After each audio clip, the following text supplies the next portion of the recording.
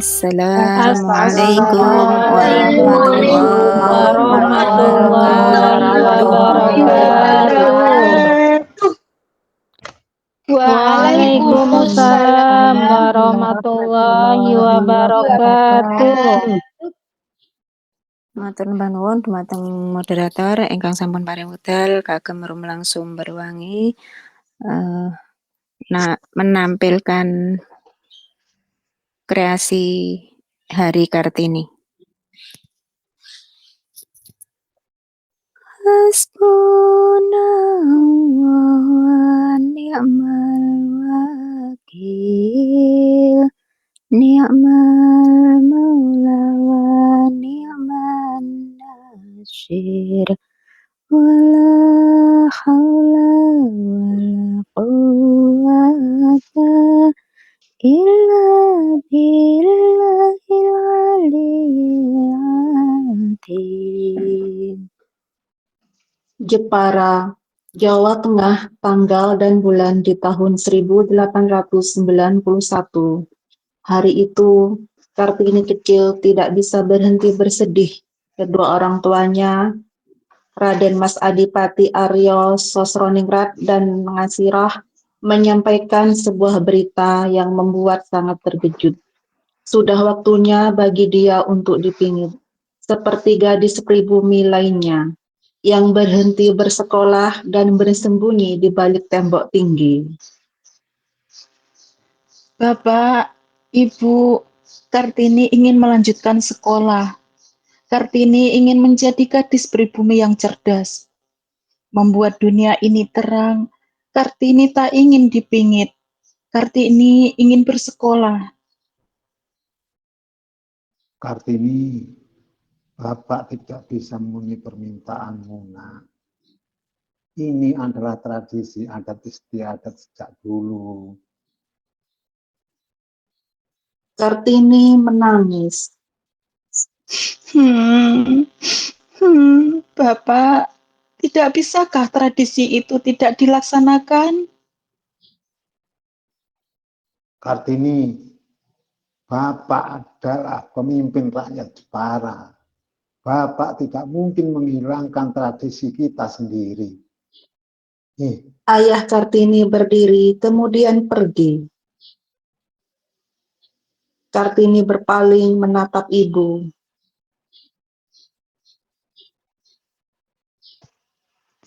Ibu Kartini membelai rambut Kartini.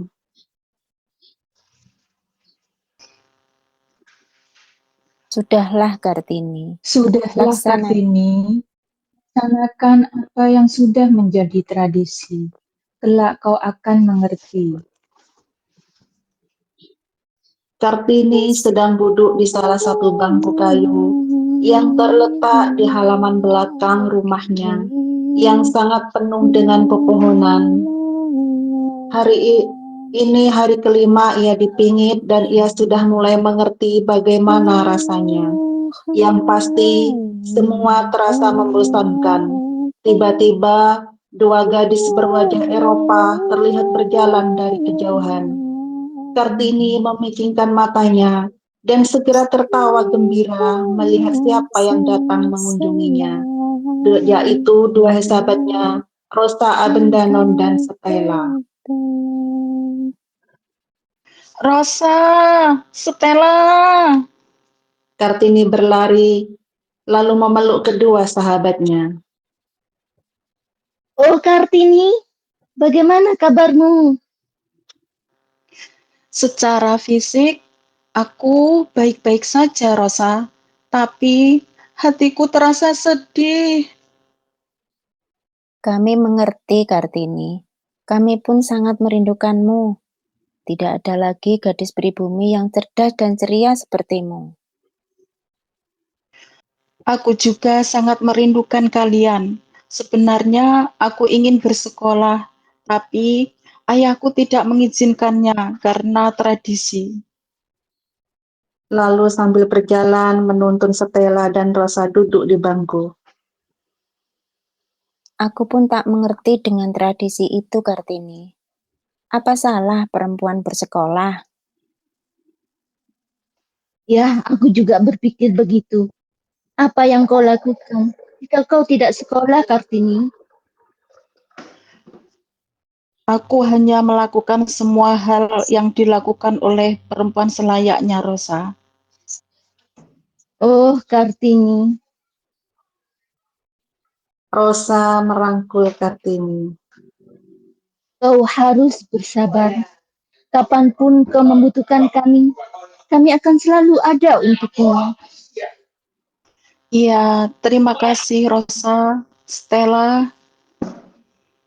Kartini, ini kami bawakan buku-buku untukmu. Beberapa di antaranya berbahasa Belanda. Kamu bisa mempelajarinya. Stella menyodorkan buku-buku yang diikat dengan tali. Kartini meneteskan air mata.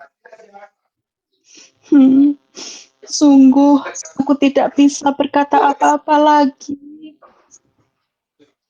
Tak apa, Kartini. Nanti kami akan mengunjungi lagi. Kami akan membantumu melewati masa-masa sedihmu. Tidak ada yang bisa menggambarkan bagaimana Kartini dipingit berbulan-bulan. Ia ingin berkeliling Jepara tanpa pengawalan, bebas berbaur dengan masyarakat pribumi lainnya. Namun, ia sedang dipingit, dan ia sendiri tidak berani bertanya kepada kedua orang tuanya kapan masa pingitan itu akan berakhir. Ia takut menghadapi jawaban orang tuanya. Biarlah semua ia lalui saja. Ia harus bersabar. Hari-harinya pun diisi dengan semua hal yang katanya harus bisa dilakukan oleh wanita sejati. Ditambah dengan belajar bahasa Belanda melalui buku-buku yang dipinjamkan oleh sahabat-sahabatnya. Di pagi yang cerah, Kartini berkumpul bersama sahabat-sahabatnya di ruang tamu dengan Van Kal, Ani, Rosa, dan Stella.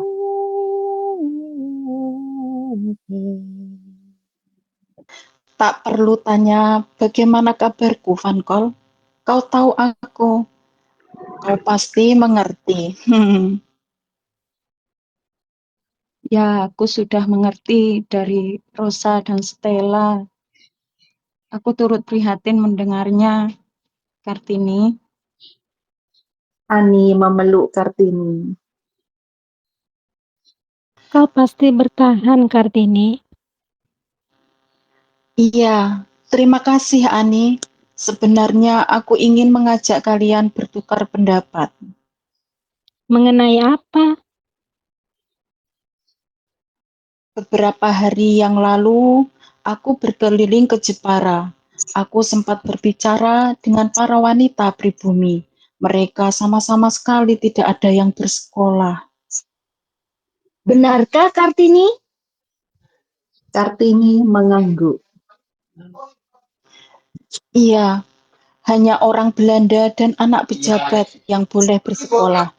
Dan hanya kaum lelaki yang boleh melanjutkan pendidikan tingkat tinggi. Mengapa kaum perempuan selalu terbelakang? Tidak, Kartini. Adatlah yang membuat terlihat salah. Tapi perkataanmu memang benar. Wanita berhak bersekolah juga. Lalu, apa yang kau lakukan, Kartini? Ani, aku ingin merubah semuanya. Aku akan membangun sekolah untuk kaum perempuan agar semua wanita pribumi bisa bersekolah.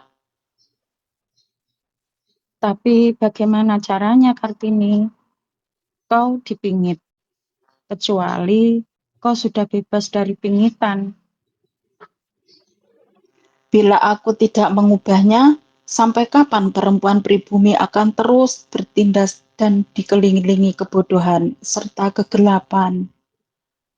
Benar, Kartini.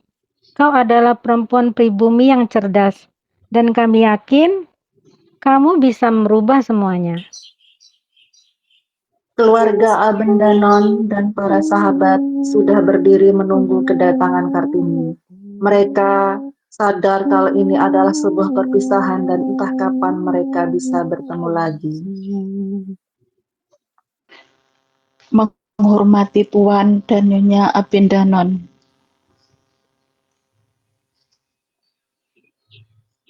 Kartini bersalaman memeluk Nyonya Abendanon.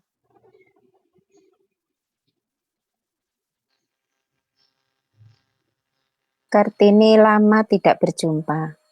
Senang sekali bisa kembali bertemu denganmu di saat-saat terakhir seperti ini. Kartini terdiam dan bingung. Kartini kami sering mendengar beberapa cerita tetanggamu dari Rosa. Dia menceritakan mimpimu untuk membuat kaum wanita bersekolah. Kami yakin suatu saat nanti bisa mewujudkan itu semua. Terima kasih Tuan dan Nyonya Abendanon. Itu memang mimpi saya, membuat kaum perempuan bisa sekolah semuanya. Sebentar, Kartini. Ada hal penting yang ingin aku bicarakan denganmu. Rosa menggenggam kedua tangan Kartini. Aku harus pergi, Kartini. Apa maksudmu, Rosa? Aku akan melanjutkan sekolahku di Belanda. Aku sudah lulus dan aku meraih jenjang pendidikan yang lebih tinggi. Lalu bagaimana dengan Stella, Annie, dan Van Kong? Mereka juga akan pergi, Kartini. Kami akan kembali ke Belanda. Lalu Kartini menangis, menutup mulutnya dengan telapak tangannya. Rosa merangkul Kartini. Sebenarnya kami ingin mengajakmu ke Belanda, Kartini. Tapi kami sadar bahwa kau tak akan diizinkan pergi. Aku tidak bisa berpisah begitu saja dengan kalian, Rosa. Kita masih bisa berkirim surat, Kartini. Yakinlah, aku, Ani, Stella, dan Van Kol akan selalu membalas suratmu dan selalu mengabarkan semua hal yang terjadi di dunia luar. Kartini, teruslah berusaha agar mimpimu terwujud, agar kaum pribumi bisa bersekolah. Kami juga akan memberi informasi apabila ada beasiswa yang cocok untukmu, Kartini. Ya, kami dengar ada beasiswa kedokteran di Belanda. Kami akan segera mencari informasi untukmu ya, Kartini. Benarkah, Rosa? Terima kasih. Aku tak akan pernah melupakan kebaikan kalian. Begitu juga dengan kami, Kartini. Kami tak akan pernah melupakan kebaikanmu, ketulusanmu, dan perjuanganmu demi penduduk pribumi. Ditemani 3 pengawal dan saudaranya, Raden Mas Bosono, Kartini pergi ke dermaga, melepas kepergian sahabat-sahabatnya yang kembali ke kampung halaman mereka. Hari-hari dilewati oleh Kartini dengan lebih bersemangat.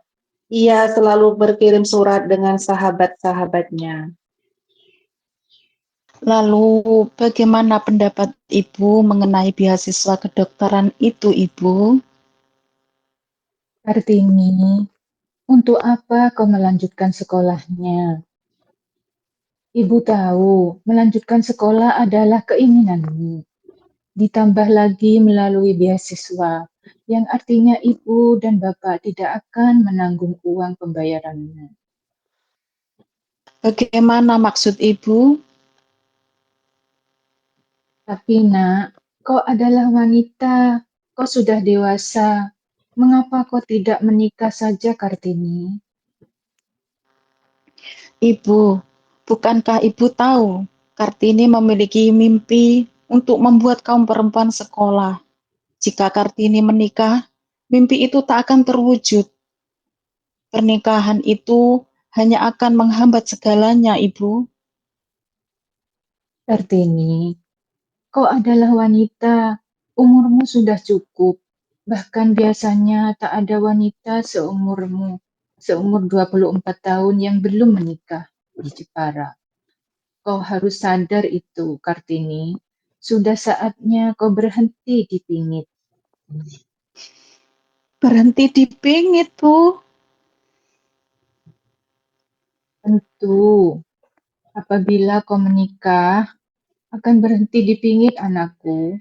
Karena sesungguhnya pingitan itu untuk melindungimu, melindungi kaum perempuan, dan kau harus tahu, sudah ada seseorang yang ingin meminangmu. Siapa lelaki tersebut, Ibu? Dia adalah Raden Mas Adipati Aryo Singgih Joyo Adiningrat, Bupati Rembang. Dia memang sudah pernah menikah, namun ia yakin dia orang yang tepat untukmu.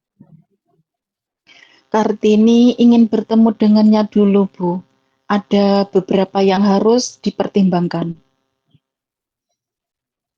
Kartini dan kedua orang tuanya beserta kakak dan adik Kartini berdiri di ambang pintu, menunggu kehadiran sosok yang sudah ditunggu-tunggu. Jantung Kartini berdegup kencang, pikirannya kacau, ia masih belum siap. Bagaimana bila lelaki itu akan menghambat mimpinya? Bagaimana bila lelaki itu tak sebaik yang dikatakan ibunya? Setelah rombongan keluarga, Raden Mas Aryo Joyo Adiningrat datang dan berbincang sejenak. Bapak, Ibu, bolehkah Kartini berbicara berdua saja dengan Raden Mas Adipati Arya Singgijoyo Adiningrat? Lalu kedua orang tua dan saudara-saudara Kartini meninggalkan ruangan. Akhirnya Kartini menikah dan beberapa bulan kemudian Kartini terus mengajar di sekolah kecilnya hingga pada akhirnya ia hamil anak pertama dari pernikahannya dengan Raden Mas Adipati Aryo Joyo Singgi Adiningrat. Memasuki bulan ke-7 kehamilannya, Kartini lebih banyak beristirahat dan mempercayai adiknya untuk mengajar murid-muridnya. Memasuki bulan ke-9 kehamilannya, Kartini lebih banyak berbaring. Terkadang ia menghabiskan waktunya dengan membaca buku atau membalas surat dari sahabat-sahabatnya. Hingga akhirnya hari itu tiba, hari kelahiran anak pertamanya. Seluruh keluarga berkumpul di kediaman Adipati Aryo Singgih menunggu kemunculan malaikat kecil. Tanggal 17 September 1904, beberapa hari setelah kelahiran Raden Mas Salid, saat Kartini baru saja ingin menggerakkan pena di atas kertas, tiba-tiba saja tubuhnya melemah. Dibantu desiran angin yang masuk melalui jendela, kertas yang ia pegang terjatuh dari tangannya. Mata yang bersinar itu perlahan-lahan menutup dan tubuh yang penuh pancaran cahaya tersebut terdiam kaku. Hari itu Raden Ajeng Kartini menutup hidupnya. Setelah perjuangan panjang, emansipasi wanita dan berbagi mimpi yang ia coba wujudkan, akhirnya menutup. Kelak berkat perjuangannya, masyarakat pribumi terutama wanita, hidup lebih baik dan tak lagi ditindas. Seluruh rakyat pribumi dapat bersekolah berkat perjuangan Raden Ajeng Kartini. Ibu kita Kartini, putri sejati, putri Indonesia, harum namanya. Ibu kita Kartini, pendekar bangsa, pendekar kaumnya untuk merdeka. Wahai ibu kita Kartini, putri yang mulia, sungguh besar cita-citanya bagi Indonesia. Ibu kita Kartini, putri Jauhari, putri yang berjasa se-Indonesia. Wahai ibu kita Kartini, putri yang mulia, sungguh besar cita-citanya bagi Indonesia.